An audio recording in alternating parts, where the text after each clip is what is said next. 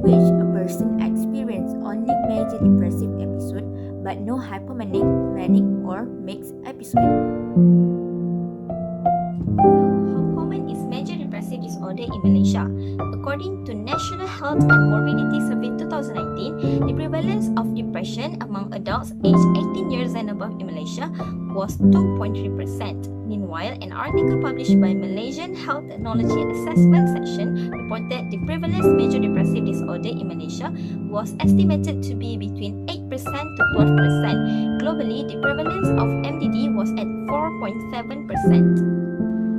So now we move to the symptoms of major depressive disorder according to DSM-5.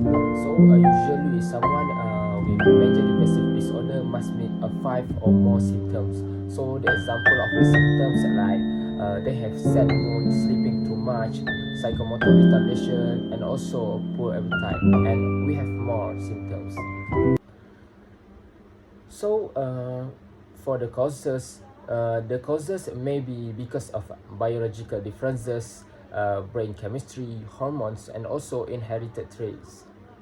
MDD have an impact on someone's life by first, it can cause the patient to experience suicidal thoughts which can lead to suicidal attempt and then suicide.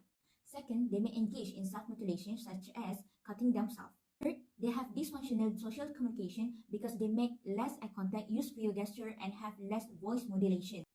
All of these behavioral issues make it difficult for them to experience normal daily life because they struggle with their own disrupted emotions. That is why most of them may encounter family and relationship conflict and have the possibility of losing their job due to poor performance.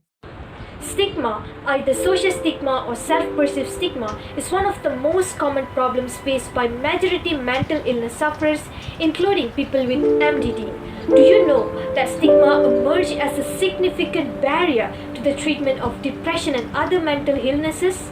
The stigma surrounding mental health makes people less likely to seek treatments.